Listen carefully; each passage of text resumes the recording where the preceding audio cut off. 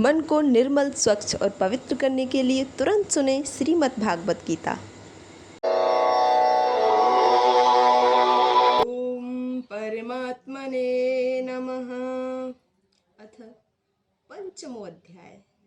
अर्जुन उवाच संन्यासं कर्मणां कृष्ण पुनर्योगं च संससि यक्षे एतर एकं तन्मे ब्रूहि सुनिश्चितम्।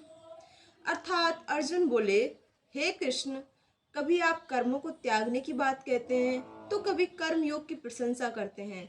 अतः इन दोनों में जो निश्चित रूप से कल्याणकारी हो उसको मुझे बताइए।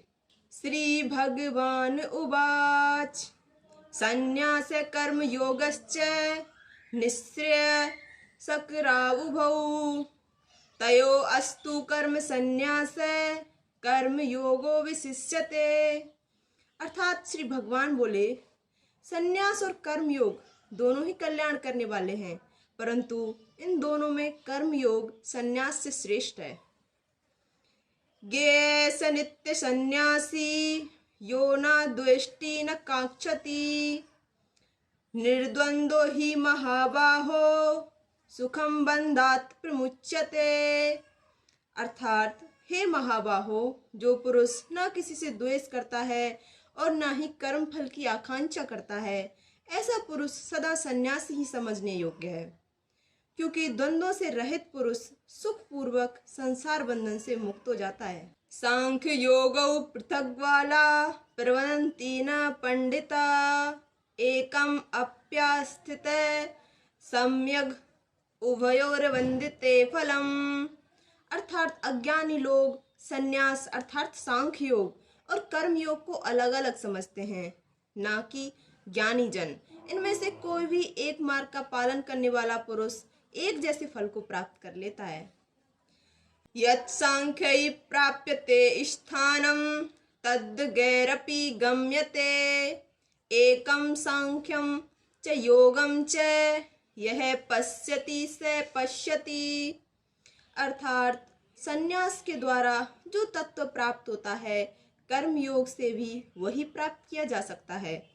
अतः जो मनुष्य संन्यास और कर्म योग को एक देखता है वही ठीक देखता है। संन्यास अस्तु महाबाहो दुखम आप्तुम योगतः योग युक्तो मुनिर्ब्रह्म न चिरेण अधिगच्छति।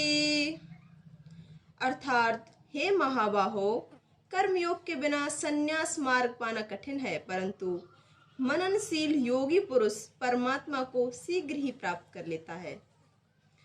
योग युक्तो विशुद्धात्मा विजित आत्मा जितेंद्रिय सर्वभूतात्म भूतात्मा कुर्वन्नपि न लिप्यते। अर्थात जिस कर्म योगी का अंतःकरण पवित्र है और इंद्रियां अपने बस में हैं तथा सभी प्राणियों में स्वयं को देखता है, ऐसा कर्म योगी कर्म करते हुए भी बंधन में नहीं बंधता।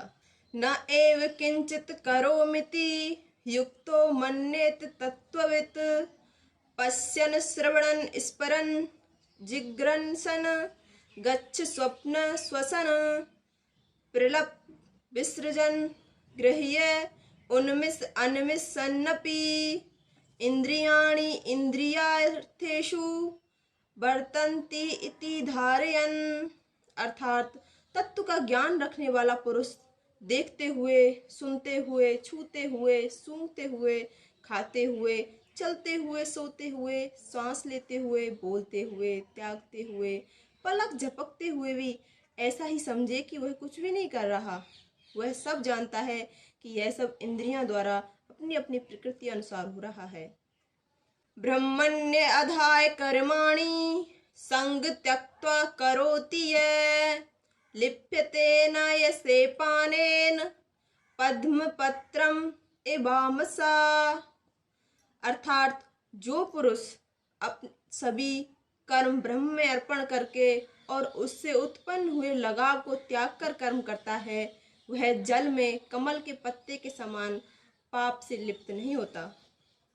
कायेन मनसा बुद्धया केवल इरिन्द्रियैरपि योगिन कर्म कुर्वन्ति संग त्यक्ता शुद्धये।